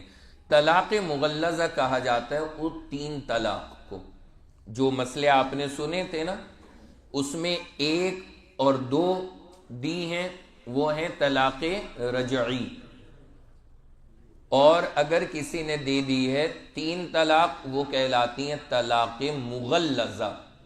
کیا نام ہے؟ طلاق مغلظہ۔ کہہ رہے ہیں مفتی صاحب ہم اپنے اہم مسائل لکھتے ہیں لیکن لوگ ان کو غلط سمجھتے ہیں، بس ان کا شکوہ آج اتنا ہی ہے، مسئلہ تو بہرحال اور کچھ نہیں لکھا۔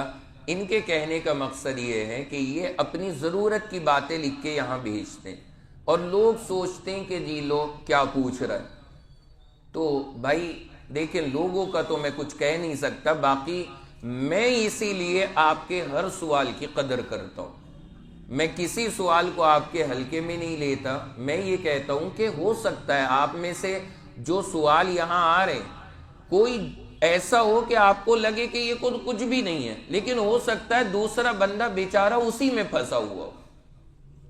تو ہر ایک کی ہمیں قدر کرنی چاہیے، اور اس کا احساس کرنا چاہیے کہ وہ بندہ آ رہا ہے، دین کی مجلس میں وقت دے رہا ہے، اور بیچارہ کوئی بات پوچھ رہا ہے، ہمیں اس کا خیال کرنا چاہیے۔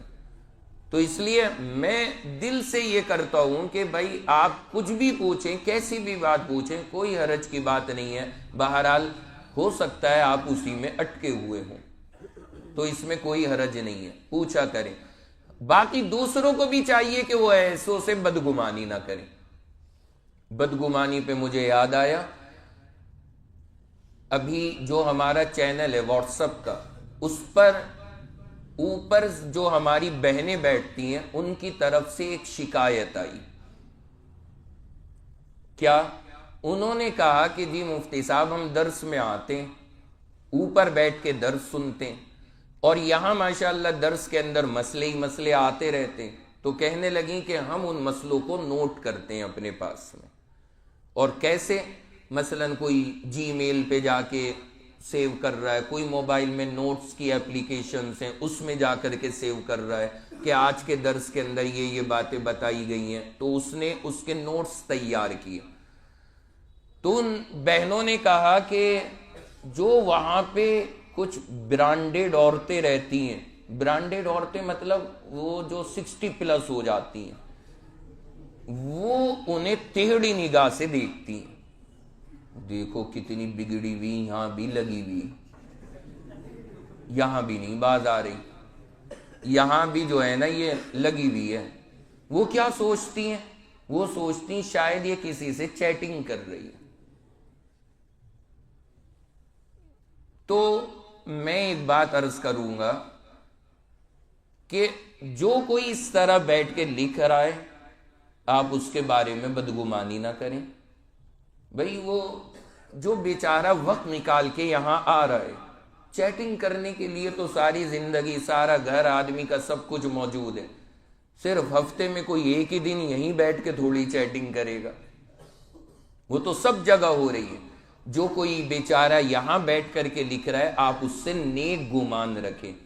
اور انہوں نے نمونہ بھی بھیجا، میرے پاس پورا ایک درس کا خلاصہ بھیج دیا سوال کے نیچے کہ دیکھیے ہم نے ایسے لکھا ہوا ہے، اور واقعی زبردست لکھا ہوا ہے۔ محنت کی بات ہے کہ سن بھی رہی ہیں۔ اچھا، میں خواتین کی زیادہ بڑی قربانی مانتا ہوں بنسبت مردوں کے۔ مجھے دل سے بہت قدر اس معنی کر ہوتی ہے کہ ہم اور آپ تو آمنے سامنے بیٹھے، اس کا مزہ آتا ہے یا نہیں؟ یعنی آمنے سامنے بیٹھ کے بات کرنا اور سننا، اس کی بات ہی کچھ اور ہے۔ وہ بیچاری الگ بیٹھی ہے، انہیں نہ ہم دکھ رہے نہ پتہ لگ رہا، انہیں تو صرف آواز آ رہی ہے، پھر وہاں پہ 1.5 پونے 2 گھنٹے لگاتار بیٹھ کر کے دین کی باتوں کو سننا، یہ کوئی آسان کام نہیں ہے، یہ بڑی قربانی کی بات ہے۔ تو واقعی ان کی بڑی قربانی ہے، اور ماشاءاللہ اہتمام کرتی ہیں آنے کا، سننے کا، سمجھنے کا، پھر لکھنے کا۔ تو ہم سب کو چاہیے کہ اس کی عزت کریں، اس چیز کی حوصلہ افزائی کریں، نہ یہ کہ کسی کے بارے میں بدگمانی پیدا کریں۔ کوئی اگر کر بھی رہا ہے اللہ کو جواب دے ہے، وہ اگر کوئی کرے گا اللہ کو جواب دے گا۔ ہم کون ہیں؟ ہم کوئی لوگوں پہ دروغہ نہیں بنا کے اللہ نے بھیجے گئے، ہمارا کام ہے امر بالمعروف اور نہی عن المنکر، بات کا بتا دینا، بس کافی ہے۔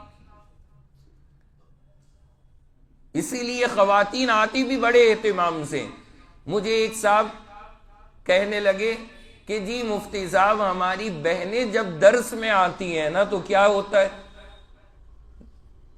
مغرب کے بعد انہیں 50 روپے دے دیے جائیں گے، 10 روپے کی مونگ پھلی لانا، 10 روپے کی ٹافی لانا، 2-3 کٹ کیٹ لے آنا، 1-8 ہاجمولا کینڈی لے آنا، یہ ساری چیزیں مکسچر بنا کے پھر وہ آ کر کے درس میں بیٹھتی ہیں، اور ماشاءاللہ ان چیزوں کے ساتھ میں درس چلتا ہے۔ اب جو اپنے سامان لے کر کے بیٹھی ہوں گی انہیں ڈرنے کی ضرورت نہیں ہے، میں اس پہ کھچائی نہیں کرنے والا، میں یہ کہتا ہوں ٹھیک ہے، ٹھیک ہے، کوئی حرج کی بات نہیں ہے، ایٹ لیسٹ کم سے کم وہ آئی تو صحیح، آ تو رہی ہیں، درس تو سن رہی ہیں، اور سامنے ہم بیٹھے نہیں ہیں تو ظاہر سی بات ہے آدمی نیند نہ آئے، غفلت نہ ہو، کچھ چیز کھا لے، کبھی ٹافی کھا لی، کبھی کچھ کھا لیا، اس میں تو کوئی حرج کی بات نہیں ہے۔ میں تو مردوں سے بھی کہتا ہوں جو یہاں مجھے جھومتے ہوئے کبھی کبھی نظر آتے کہ بھائی آپ کچھ نہیں تو پلس ڈال لیا کرو 2-4 جیب میں، ویسے ماشاءاللہ جھومتے زیادہ نہیں ہیں لیکن کبھی کبھار کسی پہ زیادہ ہی حال طاری ہو جاتا ہے، تو اس میں کوئی حرج کی بات نہیں ہے۔ تو نیک گمان رکھنا چاہیے۔ سب حضرات یہاں مرد ہو یا چاہے خواتین ہو، ہر بندہ بڑی محنت سے آتا ہے، ہم سب الحمدللہ واقف ہیں، ہم بھی آپ ہی کے معاشرے کا حصہ ہیں۔ یہاں آنے والا ہر بندہ ہزاروں تقاضوں کو آگے پیچھے کر کے آتا ہے، اور اتنے اطمینان سے بیٹھ کر کے ماشاءاللہ باتوں کو سنتا ہے۔ تو ہمیں ایک دوسرے کی سپورٹ کرنی چاہیے، کوئی غلطی بھی نظر آئے نظر انداز کیا کریں، محبت سے سمجھا دیا کریں، لیکن عیب نہ لگائیں، کیونکہ آنا یہ بہت بڑی بات ہے۔ میں دیکھتا ہوں ماشاءاللہ یہ جو ہمارے نوجوان ہیں، جو خاص طور سے ٹین ایجز ہیں، جو ماشاءاللہ 15 سال سے 20 سال کی عمریں ہیں، کتنے لڑکے آتے، ورنہ یہ قوم ہاتھ لگ جائے آج کل کسی کے آسان نہیں ہے۔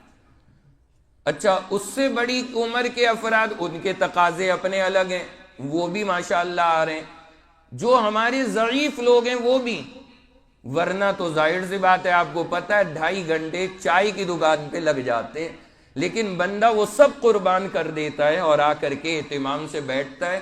اس لیے ہر بندہ قابل قدر ہے، اس لیے ہر ایک کی حوصلہ افزائی کرنی چاہیے، کبھی بھی کسی کی ہمت نہ توڑیں، کبھی کسی کو یہ جملہ نہ کہیں کہ تو یہ غلط کام کر رہا ہے، تیرا درس میں جانے سے کیا فائدہ، یہ جملے بھی نہ کہا کریں کسی کو، کیونکہ کوئی آ رہا ہے کیا پتہ اللہ مجلس کی برکات سے اس کا بیڑا پار کر دے، اللہ کے قرآن کو سن رہا ہے، اس کی نیت تو اچھی ہے نا، اللہ کے یہاں تو فیصلے نیتوں پہ ہو جاتے ہیں، اس لیے اچھائی کی حوصلہ افزائی کرنی چاہیے اور برائی کا ذکر نہیں ہونا چاہیے۔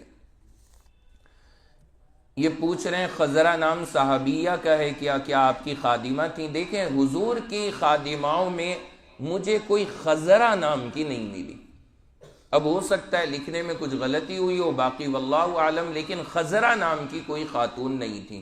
لیکن اگر کوئی رکھنا چاہے نام بظاہر رکھ سکتا ہے، کیونکہ خضرہ کے معنی ہرا بھرا، خضرہ کے معنی ہرا بھرا. کہہ رہے ہیں کہ ہمارے گھر میں عورتیں منگل بازار بہت جا رہی ہیں، دعا فرما دیں وہاں جانا بھول جائیں. آج ہی عصر کی نماز کے بعد مجھے ڈیفنس کالونی سے امبالہ روڈ کی طرف جانا پڑ گیا اور میں اتفاق سے ادھر سے چوکی سرائی کی طرف سے نکل گیا. کم سے کم 15 منٹ تک وہیں اٹکے رہے. پھر غور کیا، سمجھ میں آیا اوہو کیا ہے آج منگل بازار. اس کا یہ حال ہے. بھول جائیں جانا، کیسے بھولیں گی؟ میں ایک بات عرض کرتا ہوں، آپ اپنے ساتھ انہیں شاپنگ کرانے کی عادت ڈالو، بھول جائیں گے. مردوں کی بھی غلطی ہے، کون لے جاتا ہے اپنی عورتوں کو؟ ہم وقت فارغ کرتے ہیں کہ بیگم آپ کی ساری شاپنگ ہم کرائیں گے. جب مرد نہیں وقت دے رہے تو وہ تو جائیں گی نا پھر خرچ کرنے کے لیے. میں اپنے مردوں سے کہتا ہوں آپ ہفتے میں ایک دن نکالو، اپنی بیوی کو ساتھ لو، اپنے ساتھ لی جا کے شاپنگ کرا دو. اور آپ یہ چاہو کہ میں بھی نہ جاؤں اور یہ بھی نہ جائے تو گاڑی کیسے چلے گی؟ تو ہم دعا تو فرما دیں لیکن دوا تو آپ نے کر دی ہے. آپ اس ذمہ داری کو سمجھو. میں خود، آپ یقین مانیں کتنی بھی مصروفیت رہتی ہے، ہفتے میں ایک دن اہلیہ کو خود اسکوٹر پہ پیچھے بٹھا کے سبزی منڈی لے جاتا ہوں. ساری سبزیاں اس کے حساب سے دلوائیں، ایک ہفتے کا سارا سامان دلوایا اور لا کر کے رکھوا دیا. کیونکہ آپ کو پتہ ہے وہ لمحہ مردوں پہ سب سے بھاری گزرتا ہے کہ جب آپ نے کوئی چیز لا کے رکھی اور انہوں نے کہا کیسی اٹھا لائے. آدمی کا دل کرتا دے کے منہ پہ مارو. بھائی یہ جملہ ہم نے نہیں سننا. مجھے سب سے سکون کا طریقہ کیا لگا؟ ہفتے میں ایک دن پیچھے بٹھایا، خود لے گئے بازار اور ساری چیزیں خریدوائی. اپنی پسند سے لے لو، اب تمہاری مرضی، سڑی ہوئی ہے، اچھی ہے یا خراب ہے یا صحیح ہے، تمہارا معاملہ، تم جانو، تمہارا کام. وقت ہم نے ساتھ میں دے دیا، پھر عورت کیوں جائے گی الگ سے؟ اس لیے اس کا اہتمام کیا کریں. کہہ رہے ہیں کہ مفتی صاحب کچھ اہل حدیث کہتے ہیں کہ جب حنفی علماء بھی بیویوں کو 3 طلاق دے دیتے ہیں، پھر بھی اہل حدیث سے فتویٰ لے کر ان کو اپنے پاس رکھ لیتے ہیں، کیا یہ ان کی سمجھ میں بات آتی ہے؟ کیونکہ ایسا ہم نے بھی دیکھا ہے، ہم جانتے ہیں، آپ کہیں گے تو نام بھی ان کے ہم بتا دیں گے. بھائی براہ کرم جس کا یہ معاملہ ہے وہ مجھے نام ضرور بتائیں تاکہ ہم ان کی اصلاح کی کوشش کریں. ایک بات اور آگے پوچھ رہے ہیں کیا یہ عمل ان کا شریعت کے مطابق کہا جائے گا؟ بالکل نہیں کہا جائے گا. کوئی کتنا بھی بڑا عالم ہو، کوئی کیسا بھی مفتی ہو، اگر وہ غلط کرے گا تو غلط ہے. میں کوئی سند نہیں ہوں. کل کو خدا نہ خواستہ میں کوئی حرام کام کر جاؤں، آپ یقین مانیں یہ کوئی شریعت کی دلیل نہیں بنے گی کہ فلاں مفتی نے یہ کام کیا. دلیل شریعت میں وہ بنے گی جو کتاب میں لکھا ہوا ہے. اگر میں غلط کر رہا ہوں تو وہ میری غلطی ہے، چاہے وہ کوئی عالم کرے یا کوئی بھی کرے. 100% غلط ہے اگر کوئی ایسا کر رہا ہے، یقیناً غلط ہے. کہہ رہے ہیں شوہر اپنی بیوی کے انتقال کے بعد کیا غسل دے سکتا ہے؟ کیا حضرت فاطمہ کو غسل دیا تھا حضرت علی نے؟ یہ بڑا مسئلہ آتا ہے. پہلے تو یہ سمجھ لیں کیا حضرت فاطمہ کو حضرت علی نے غسل دیا تھا؟ ایک حدیث میں آتا ہے کہ حضرت علی نے غسل دیا ہے، یہ حدیث میں. لیکن دوسری حدیث میں یہ لکھا ہوا ہے کہ غسل ام ایمن نے دیا. کیا نام بتایا؟ ام ایمن نے. علماء نے اس کا مطلب پھر یہ لکھا ہے کہ غسل اصل دینے والی تو ام ایمن تھی، حضرت علی انتظامات میں شریک تھے. سمجھ میں آیا نا؟ اصل ام ایمن دے رہی تھی، حضرت علی شریک تھے، اس لیے وہاں پر وہ جملہ کہہ دیا گیا کہ انہوں نے غسل دیا. ورنہ ام ایمن خود موجود تھی تو خود سمجھ میں آتا ہے کہ جو غسل کی خدمت ہے وہ عورت ہی نے انجام دی ہوگی جب وہ وہاں غسل دے رہی ہے. ایک بات. دوسری بات یہ کہ اس پر بھی عبداللہ ابن مسعود نے اعتراض کیا حضرت علی سے کہ یہ عمل صحیح نہیں ہے. عبداللہ ابن مسعود نے اعتراض کیا کہ یہ عمل صحیح نہیں ہے. تب حضرت علی نے اپنی اور حضرت فاطمہ کی خصوصیت بتائی کہ یہ ہماری خصوصیت ہے. تو علماء نے لکھا کہ یہ ان کی اپنی خصوصیت تھی، ان کے لیے یہ عمل تھا، لیکن عبداللہ ابن مسعود کا اعتراض کرنا کہ یہ عمل صحیح نہیں ہے، یہ خود بتاتا ہے کہ صحابہ بھی اسے صحیح نہیں سمجھتے تھے. بھائی بات سمجھ میں آ گئی نا؟ اس وجہ سے یہ کہا جاتا ہے کہ شوہر غسل نہیں دے سکتا، دیکھ سکتا ہے، دیدار ضرور کر سکتا ہے، لیکن غسل اپنے ہاتھوں سے نہیں دے سکتا. کہہ رہے ہیں کہ موٹیویشنل اسپیچ اباؤٹ 5 ٹائمز نماز اینڈ نماز تہجد. بھائی اب تو وقت نہیں ہے، باقی بہرحال نماز اور نماز کے اہتمام کے اوپر فضیلت اور اس کی اہمیت ہم عرض کرتے ہی رہتے ہیں، دروس میں مستقل الحمدللہ آتی رہتی ہے، کبھی اور عرض کریں گے. کہہ رہے ہیں 10 سال ہو گئے شادی کو، شوہر مجھ سے ہر وقت ناراض رہتے ہیں، کبھی بھی محبت سے نہیں بولتے، میں اس سے بہت پریشان ہوں. دیکھیں آگے بھی انہوں نے لمبا لکھا ہے، باقی یہی ہمارے معاشرے کا حال ہے. یہ جو غلط چیزیں ہمارے معاشرے میں آ رہی ہیں نا، اس کی بنیاد یہی ہے. شوہر نہ بیویوں کو وقت دے رہا ہے، نہ محبت سے باتیں کر رہا ہے، تو پھر وہ حرام کی طرف جاتی ہیں. ہم سب کو اپنے معاشرے کو سدھارنے کے لیے یہ چیزیں کرنی پڑیں گی. اپنے گھر والوں کو وقت دیجئے، محبت دیجئے، ان کے ساتھ وقت اسپینڈ کیجئے. اللہ نے چاہا پھر کوئی کسی کی طرف نظر اٹھا کے نہیں دیکھے گا. کہہ رہے رات کو ناخن کاٹنا کیا گناہ ہے، رات کو جھاڑو دینا کیا گناہ ہے. بھائی یہ جواب دیتا دیتا میں تھک گیا ہوں، کتنی جھاڑو دلوائیں گے. ہر 1-2 ہفتے بعد آپ غور کرتے ہوں گے یہ پرچے آ جاتے. پھر بھی بہرحال ہو سکتا ہے کوئی نیا بندہ آتا ہو تو وہ یہ لکھ کے پوچھتا ہے. میں بار بار کہتا ہوں رات کو ناخن کاٹنا بھی صحیح ہے، رات کو جھاڑو دینا بھی صحیح ہے، کوئی حرج کی بات نہیں ہے. یہ سب چیزیں ہم نے غلط اپنے معاشرے میں مشہور کی ہیں. دعا فرمائیں.